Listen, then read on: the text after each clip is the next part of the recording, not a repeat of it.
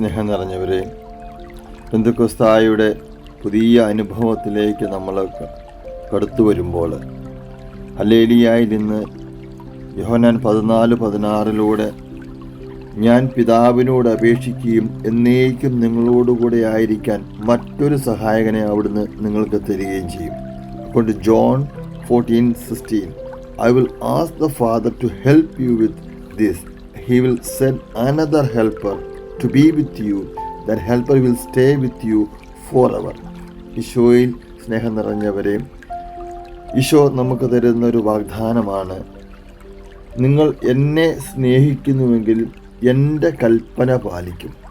എൻ്റെ കൽപ്പന പാലിക്കുമെങ്കിൽ ഞാൻ നിങ്ങൾക്കൊരു വാഗ്ദാനം ചെയ്യുകയാണ്, ഞാൻ പിതാവിനോട് അപേക്ഷിക്കും. എൻ്റെ കൽപ്പന പാലിക്കുന്നവർക്ക് വേണ്ടി, എൻ്റെ കൂടെ ആയിരിക്കുന്നവർക്ക് വേണ്ടിയും ഞാനില്ലാത്ത ഒരു അവസരം വരാൻ പോവുകയാണ്. ഞാൻ പോവുകയാണ്.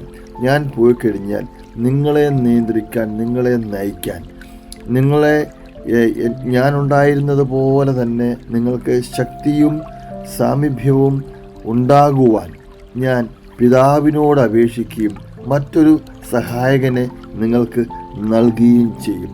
ഈ ഒരു വചനം ഈശോ ശിഷ്യന്മാരോട് പറയുമ്പോൾ, ഈശോയിൽ സ്നേഹം നിറഞ്ഞവരെയും അതുവരെ ഈശോയുടെ കൂടെ ഉണ്ടായിരുന്ന ശിഷ്യന്മാരോടാണ് ഈശോ ഇത് പറഞ്ഞു കൊടുക്കുക. ഈശോയുടെ പിന്നാലെ എല്ലാം വിട്ടെറിഞ്ഞ്, എല്ലാ സുഖ സൗകര്യങ്ങളും വിട്ടെറിഞ്ഞ് അവർ ഈശോയുടെ കൂടെ സഞ്ചരിക്കുകയായിരുന്നു കഴിഞ്ഞ 3.5 വർഷക്കാലം.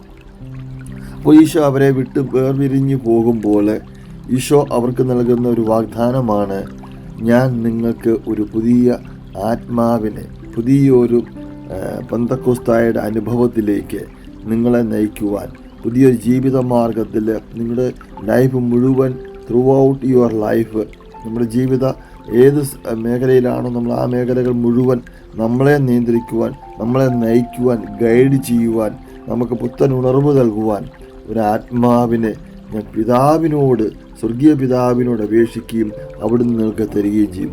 ഈ ഒരു അനുഭവത്തിൻ്റെ പൂർത്തീകരണമാണ് പെന്തക്കോസ്ത ദിനം എന്ന് പറയുക. ഈശോയിൽ സ്നേഹം നിറഞ്ഞവരെ, നമ്മളൊന്ന് ചിന്തിച്ചു നോക്കുകയാണെങ്കിൽ ശിഷ്യന്മാർ സകല സമയവും ഈശോയുടെ കൂടെയായിരുന്നു. നമ്മൾ ഇന്നിപ്പോൾ എവിടെയാണ്? ഈ ഒരു പെന്തക്കോസ്ത അനുഭവത്തിലേക്ക് നമുക്ക് കിട്ടണമെങ്കിൽ നമ്മൾ എന്ത് ചെയ്യണം? ഈശോയോട് കൂടെ ആയിരുന്നോ നമ്മൾ? ഈശോയുടെ കൂടെയാണോ ഇപ്പോൾ നമ്മൾ ജീവിക്കുന്നത്? ഈശോയുടെ കൽപ്പനകളൊക്കെ അനുസരിക്കുന്നുണ്ടോ? ആ കൽപ്പനകൾ അനുസരിക്കുന്നവർക്കും ഈശോയുടെ കൂടെ ആയിരിക്കുന്നവർക്കുമാണ് ഇങ്ങനെ ഈശോ പറഞ്ഞു തരുന്നത് ഈ ഒരു പെന്തക്കോസ്തായുടെ പുത്തൻ ഉണർവ്, ആത്മീയ ശക്തി, തേജസ്, കൃപ ഇതെല്ലാം ഉണ്ടാകാൻ പോകുന്നത്. അതോ നമ്മുടെയൊക്കെ ഇന്നത്തെ ജീവിതം ലോകത്തിലേക്കുള്ളതാണോ? ലോകത്തിലുള്ളവർക്ക് ഈ ഒരു പരിശുദ്ധാത്മാ അനുഭവം കിട്ടുകയില്ല എന്ന് ഈശോ വ്യക്തമായിട്ടും പറഞ്ഞു തരുന്നുണ്ട്.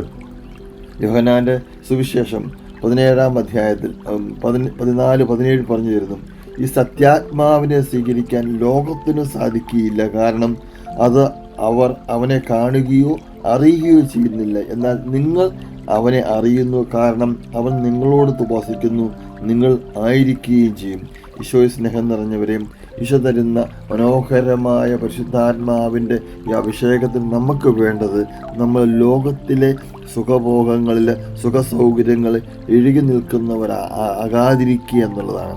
ഈശോയോട് കൂടി കൽപ്പനകളൊക്കെ പാലിച്ച് ഈശോയോട് കൂടി പ്രാർത്ഥിച്ച് ഒരുങ്ങി ഇരിക്കുന്നവർക്കാണ് ദൈവത്തിൻ്റെ പരിശുദ്ധാത്മാവിൻ്റെ അഭിഷേകം കിട്ടുക.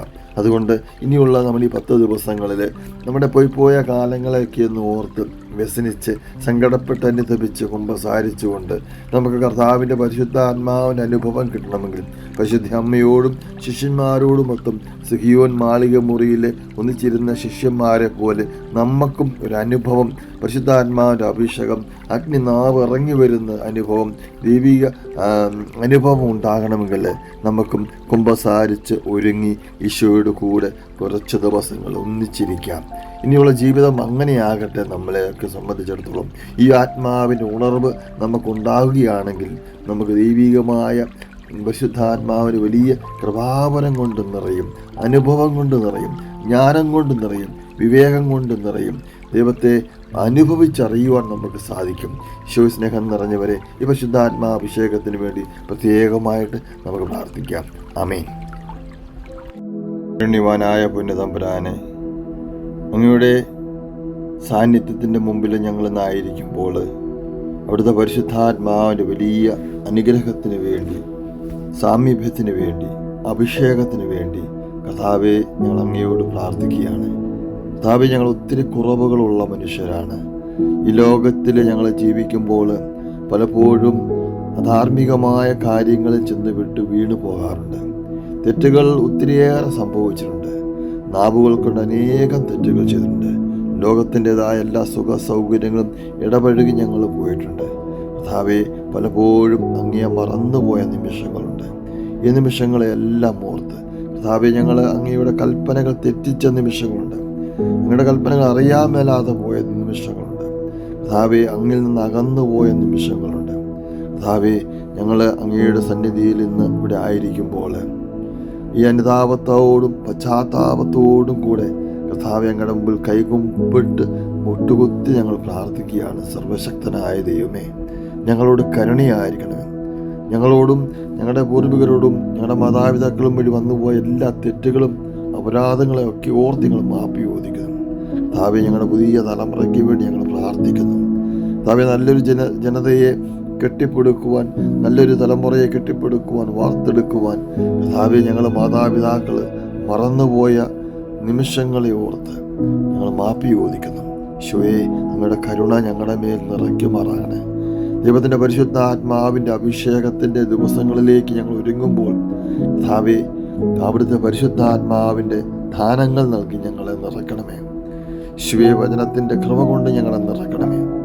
വിശുദ്ധ അമ്മേ, മാതാവേ, ഞങ്ങൾക്ക് വേണ്ടി മധ്യസ്ഥ അപേക്ഷിക്കണേ.